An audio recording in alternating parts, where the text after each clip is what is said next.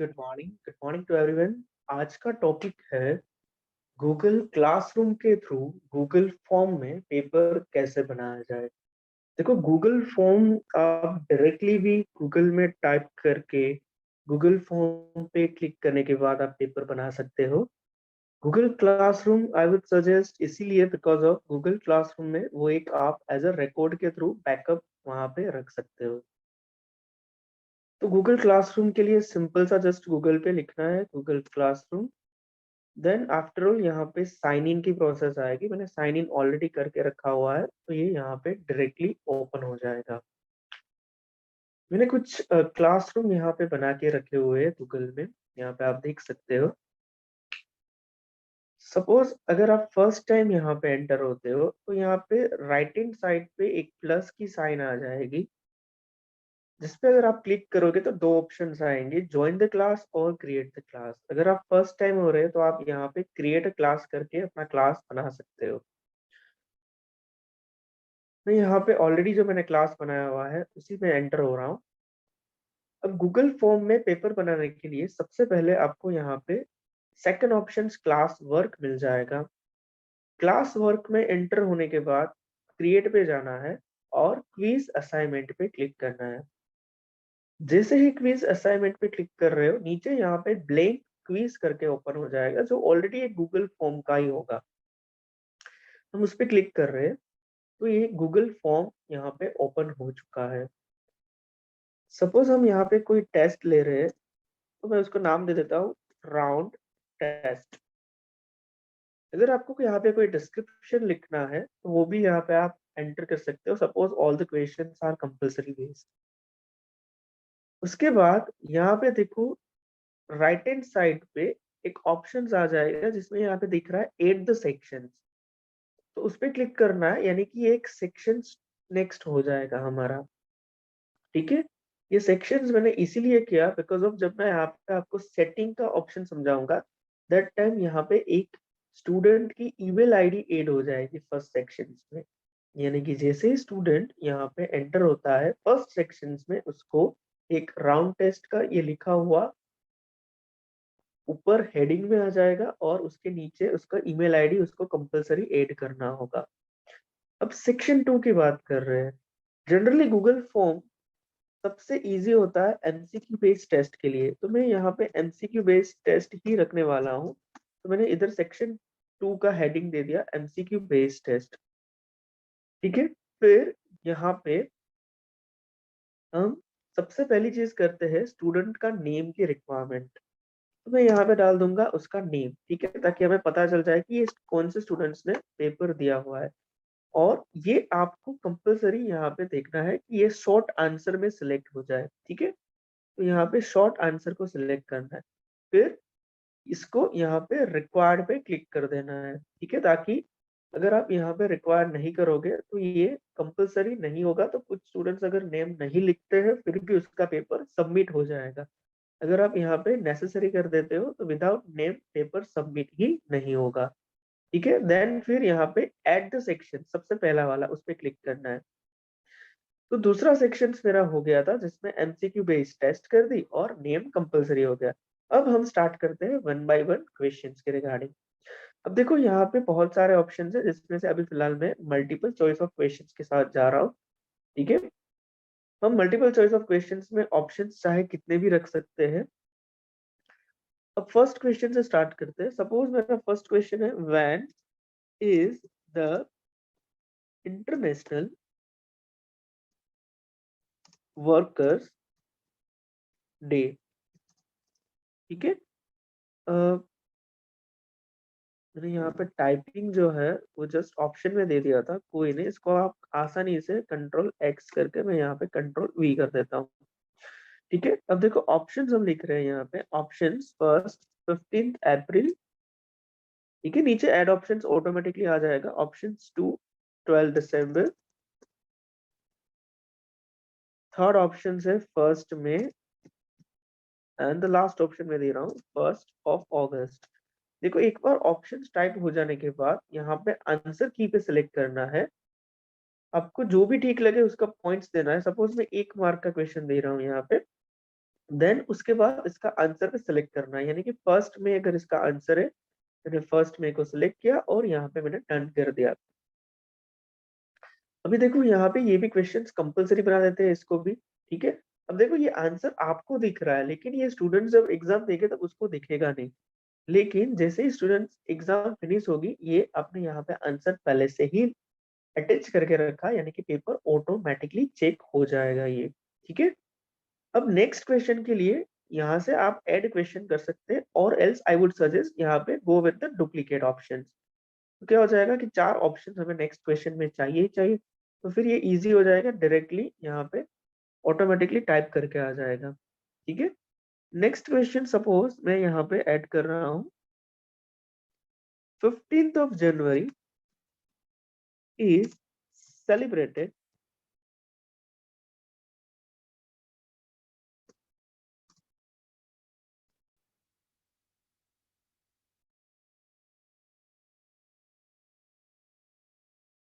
as the, option दे रहा हूँ, army day, republic day, teachers day, ठीक है, और option D none of this. तो यहाँ पे भी ऑप्शंस, यहाँ पे हमें पता है आंसर की में जाके, सपोज ये क्वेश्चंस को अगर मुझे 2 मार्क्स में रखना है तो मैं यहाँ पे 2 कर सकता हूँ, और इसका आंसर आर्मी डे है तो हम आर्मी डे पे क्लिक कर देंगे। अब देखो यहाँ पे 2 बार क्लिक होके आ चुका है, उसका रीजन एक ही था, क्योंकि हमने ये क्वेश्चन को डुप्लीकेट किया था। तो टीचर्स डे पे वापस एक बार क्लिक करना है, यानी कि वो हट जाएगा, बहुत सिंपल सा है, और फिर डन कर देना है, ठीक है। तो वापस क्वेश्चन 8 क्वेश्चन से भी हो सकता था, लेकिन ये यहाँ पे ऑटोमेटिकली रिक्वायर्ड का ऑप्शन आ जाएगा, क्योंकि जनरली रिक्वायर्ड भूल जाते हो तो क्वेश्चन नेसेसरी नहीं होता है, ठीक है। थर्ड क्वेश्चन में यहाँ पे दे रहा हूँ, suppose the centre for cellular and molecular biology is situated at, ठीक है। तो देखो यहाँ पे भी 4 ऑप्शंस हम दे देते हैं, suppose Patna, Jaipur, Hyderabad and new Delhi, ठीक है। तो देखो यहाँ पर आंसर है हैदराबाद है, तो हम यहाँ पे हैदराबाद पे क्लिक कर रहे हैं और पटना को हटा देते हैं, और मैंने सपोज ये क्वेश्चन को 3 मार्क्स कर दिया, ठीक है। तो बहुत सिंपल है ये क्वेश्चंस को।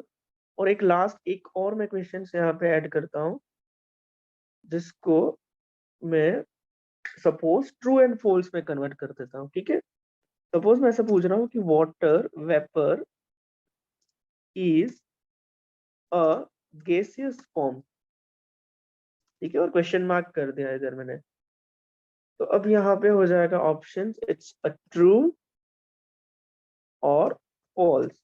तो ये ऑप्शन है, तो बाकी के 2 ऑप्शंस को मैं इधर हटा देता हूँ, ठीक है। तो ये इसका आंसर है, हमें पता है ट्रू है, और इसको मैंने 4 मार्क्स में कर दिया, ठीक है। तो देखो यहाँ पे टोटल पॉइंट्स आप यहाँ पे देख रहे हो कि 10 पॉइंट्स हो रहे हैं, यानी कि टोटल मेरा पेपर 10 मार्क का हो रहा है। तो बहुत सिंपल सा था ये एमसीक्यू बेस्ड टेस्ट। अब देखो एक बार पेपर बनने के बाद यहाँ पे बहुत चीजें याद रखनी होगी। सबसे पहले आपको रिस्पॉन्स में जाना है, रिस्पॉन्स में जाके ये क्रिएट द स्प्रेडशीट पे क्लिक करना है। क्रिएट द स्प्रेडशीट में यहाँ पे ब्लैंक क्वीज करके आ जाएगा। सपोज कि ये अगर आप टेस्ट जनरल नॉलेज की ले रहे हो तो जीके करके उसका नाम दे दो, ठीक है। इंडिविजुअल अगर क्लास का आप ले रहे हो तो उसका क्लास के रिगार्डिंग भी नाम दे सकते हो, और क्रिएट पे क्लिक कर दो। जैसे ही आप क्रिएट कर रहे हो, पास में एक नई शीट ओपन हो जाएगी, मतलब कि यहाँ पे जैसे ही स्टूडेंट्स पेपर कंप्लीट करते हैं, वो कौन से टाइम में पेपर कंप्लीट करते हैं, उसको कितना स्कोर आ रहा है, उसका नेम भी क्या है, और एज वेल एज हमने यहाँ पे 5 क्वेश्चन रखे थे, यानी कि डी से लेके एच तक की जितनी भी रोज है, वो उन्होंने क्या आंसर दिया था हर एक क्वेश्चन में, वो भी यहाँ पे रिप्रेजेंट हो जाएगा। मतलब कि ये ऑटोमेटिकली आपका रिकॉर्ड बन जाता है, ठीक है। तो ये खास याद रखना है आपको, यहाँ से हो जाता है न्यू स्प्रेडशीट में जाके। अब बात करते हैं उसके कुछ सेटिंग्स में। न्यू गूगल क्लासरूम में अभी फिलहाल कुछ अच्छा खासा अपडेट आपको मिल चुका है, जो गूगल फॉर्म में भी आया है, कुछ कुछ चेंजेस हुए हैं। सबसे पहले चीज देखो, यहाँ पे लास्ट टाइम क्या था कि ये मैक दिस क्विज का ऑप्शन जो था ना वो ऑफ होके आ रहा था। अब सपोज कि आपने अपडेट किया है, तो अपडेट में ये ऑलवेज ऑन करते हुए ही आपको शो होगा। ठीक है, अगर यहाँ पे आपके पीसी से अगर आप ऑन कर रहे हो, अगर ये ऑफ है, तो सबसे पहली चीज आपको याद रखनी है कि ये मैक दिस क्विज का ऑप्शन जो है वो ऑन होना चाहिए। ठीक है, फिर अगर आप चाहते हो कि स्टूडेंट्स जैसे ही एग्जाम फिनिश हो और अपने स्कोर देख पाए, तो यहाँ पे immediately after the it submission पे क्लिक करना है। ठीक है, ये अगर क्लिक होने के बाद स्टूडेंट्स को अपने मार्क्स कितने हैं वो डायरेक्टली यहाँ से उसको पता चल जाएगा। अगर आप नहीं देखना चाहते हैं कि वे स्टूडेंट उसके मार्क देख पाए, तो आप later after the manual review पे क्लिक कर सकते हो। फिलहाल मैं जस्ट सिंपल सा immediately after the it submission पे ही क्लिक कर रहा हूँ। फिर ये missed questions, correct answers, point values, ये तीनों को आपको ऑन रखना है। हम कोई भी ग्लोबल बाहर से कोई वेबसाइट्स के थ्रू क्वेश्चंस को ऐड नहीं कर रहे हैं फिलहाल के लिए, तो उसको अभी मैं 0 पॉइंट्स ही दे रहा हूँ। ठीक है, अगर आप चाहते हो कुछ क्वेश्चन बाहर से ऐड हो, तो उसके बेस के अकॉर्डिंग आप यहाँ पे पॉइंट्स डाल सकते हो। रिस्पॉन्स में जाके सबसे पहले देखो, ये collect the email address on करना है। ठीक है, ताकि स्टूडेंट्स जैसे एंटर हो वो सबसे पहले अपनी ईमेल आईडी डाल सके। ठीक है, send the response a copy of the response, तो वहां पे आपको ऑफ रख सकते हो। ठीक है, क्योंकि जनरली बहुत सारे स्टूडेंट्स ऐसे होते हैं जो एक ही मेल आईडी से ज्वाइन होते हैं, क्योंकि किसी का सपोज पेरेंट्स की ईमेल आईडी एक ही हो और एक ईमेल आईडी पे दो उनके चाइल्ड अगर स्कूल में पढ़ते हो, ठीक है, क्लास 6 में भी हो, क्लास 8 में भी हो, तो अगर वो दोनों डालेंगे तो फिर यहाँ पे अगर आपने ये ऑन रखा है तो वो दोनों ज्वाइन नहीं हो पाएंगे। तो फिलहाल आप अभी ऑफ ही रखते हैं हम इसको। अलाउ द रिस्पॉन्स एडिटिंग, ठीक है, तो ये भी आपको ऑफ रखना है। रिस्पॉन्स हम एडिटिंग नहीं करना चाहते हैं। और limit to the one response पे ये ऑन रखना है। ये limit to the one response का मीनिंग यहाँ पे ये होता है कि एक बार ना अगर स्टूडेंट्स एंटर होने के बाद अगर वो पेपर को सबमिट कर देता है, फिर बाहर निकलने के बाद वो वापस जो आपने लिंक सेंड की होगी, ठीक है, गूगल फॉर्म की, उसके बेस के थ्रू वो वापस अपना पेपर को एडिटिंग नहीं कर पाएगा, वापस वो ज्वाइन नहीं हो पाएगा। हाँ, वो बात अलग है कि वो दूसरे ईमेल आईडी से ज्वाइन होके वापस पेपर दे सकता है। ठीक है, लेकिन वो सेम मेल आईडी से वापस पेपर को एडिटिंग नहीं कर पाएगा, अगर ये आपने ऑन रखा है तो। ठीक है, प्रेजेंटेशंस की मैं बात करूँ तो प्रेजेंटेशंस अभी फिलहाल अगर आपको नॉर्मल ही रखना है तो आप सब कुछ ऑफ रख सकते हो, उसमें कोई दिक्कत नहीं है। अगर आप चाहते हो तो लास्ट में व्यू रिजल्ट समरी को ऑन रख सकते हो, ये स्टूडेंट्स के पर्पस में काफी अच्छा होगा। फिर questions default and form default में कोई चेंजेस की रिक्वायरमेंट नहीं है, एज इट इज रखना है। एक चीज याद रखना है कि डिफॉल्ट में जो आपने यहाँ पे हमने बनाया था, ठीक है, जीके की टेस्ट में वापस से उसमें यहाँ पे ये नेसेसरी पे क्लिक कर देना है कि भाई collect the email address by default. ठीक है, देखो ये चेंज करने से क्या डिफरेंस आएगा। हम लोग वापस अपने ओरिजिनल क्वेश्चन पे चले जाते हैं। देखो, आपने देखा होगा कि पहले सेक्शन में सिर्फ मैंने राउंड टेस्ट रखा था, यहाँ पे देख सकते हैं कि ऑटोमेटिकली ईमेल का ऑप्शन आ गया। मतलब कि स्टूडेंट्स जैसे ही ज्वाइन होते हैं सबसे पहले तो उसको ईमेल आईडी ऐड करना होगा, फिर ही जाके वो सेक्शन नंबर 2 के पेज पे आ सकेंगे। ठीक है, फिर यहाँ पे ऊपर से कस्टमाइज थीम का भी ऑप्शन आ जाता है, उसमें आप जो भी अगर आपको अच्छा लगे कलर आप उसको सेट कर सकते हो। ठीक है, और कुछ फ्रंट की स्टाइल्स भी चेंज होती है। अब आते हैं उसका प्रीव्यू पे। देखो, प्रीव्यू यहाँ पे देखना बहुत नेसेसरी है कि अगर आपने पेपर बना लिया तो वो कैसा दिखता है। ठीक है, तो वो ऐसा दिख जाएगा यहाँ पे। ठीक है, अभी हम यहाँ पे फर्स्ट पेज पे ही है। ठीक है, तो ये फर्स्ट पेज आपको ऐसा दिखेगा, राउंड टेस्ट आ गया, यहाँ पे मेरी ईमेल आईडी आ चुकी है और यहाँ पे स्टूडेंट्स का ईमेल आईडी जो यहाँ पे उसको एंटर करना होगा और देन फिर वो जाके नेक्स्ट पे जा सकता है। ठीक है, मैं इसको क्लोज कर देता हूँ। फिर इसको यहाँ पे आपको सेंड करना है और फिर ये सेकंड वाली पे पॉइंट पे क्लिक करके ये लिंक जो है ना उसको कॉपी कर देना है। ठीक है, इसको कॉपी करने के बाद इस पे क्रॉस करके वापस से आपको अपने गूगल क्लासरूम में आ जाना है और अब इसको क्लोज करके देखो यहाँ पे एड द लिंक ऑप्शन होगा और एड द लिंक में जो आपने कॉपी की थी ना उसको ऐड करना है। देखो जैसे ही आपने ऐड किया, यहाँ पे राउंड टेस्ट करके आ जाएगा अभी। ठीक है, आ गया राउंड टेस्ट। तो ये आपका एक रिकॉर्ड बन गया। और गूगल क्लासरूम में, ठीक है, आप यहाँ पे इसको शेड्यूल भी कर सकते हो। अब मैं टाइटल यहाँ पे कुछ भी दे देता हूँ, जैसे कि मैंने राउंड टेस्ट रखा था, तो राउंड टेस्ट, और ये सपोज मंथ ऑफ जनवरी की है तो जनवरी आ गई। इफ यू विश, अगर आप कोई इंस्ट्रक्शन देना चाहते हो तो ये ऑप्शनल है। ठीक है, इधर यहाँ से भी आप पॉइंट्स भी दे सकते हो, ये कोई मैटर नहीं करता। अगर आपको इधर कोई टॉपिक सिलेक्ट करना हो तो वो आप टॉपिक भी कर सकते हो। अ, फिर अगर सपोज अगर आपको ना 3-4 दिन के बाद अगर आपको एग्जाम लेनी है, तो यहाँ से आप शेड्यूल भी कर सकते हो, और शेड्यूल में यहाँ पे डेट का ऑप्शन भी आ जाएगा, और कौन से टाइम पे आपको वो रखनी है वो भी ऑप्शन आ जाएगा। ठीक है, अब बात करते हैं, मैंने कुछ टेस्ट कंडक्ट की थी, ठीक है, उसके मैं रिकॉर्ड आपको बताता हूँ। जैसे कि यहाँ पे मैंने कुछ टेस्ट कंडक्ट किया था, ये लास्ट ईयर का कुछ पेपर है, मैथ्स का पेपर था। तो देखो यहाँ पे ये सारे के सारे क्वेश्चंस है। यहाँ से हम रिस्पॉन्स में भी जा सकते हैं। जैसे कि मैंने समरी ऑन रखी थी, तो देखो यहाँ पे आप पाई बार ग्राफ के थ्रू ये हम देख भी सकते हैं कि कौन सा क्वेश्चन सबसे ज्यादा गलत हुआ है, एवरेज कितने मार्क्स है, ठीक है, स्टूडेंट्स की रेंज क्या है।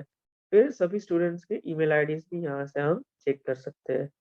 एज वेल एज सेम चीज, अगर मैं यहाँ से शीट ओपन कर रहा हूँ उसकी, तो उसमें ऑटोमेटिकली रिकॉर्ड भी सेव हो जाएगा। ठीक है, thank you so much for watching this video. अगर इनकेस अगर आपको कोई भी डाउट हो रहा है, जस्ट आप यहाँ पे यूट्यूब के चैट बॉक्स में मुझे पूछ सकते हो। ठीक है, मैं उसका आंसर आपको बता दूंगा। Thank you so much.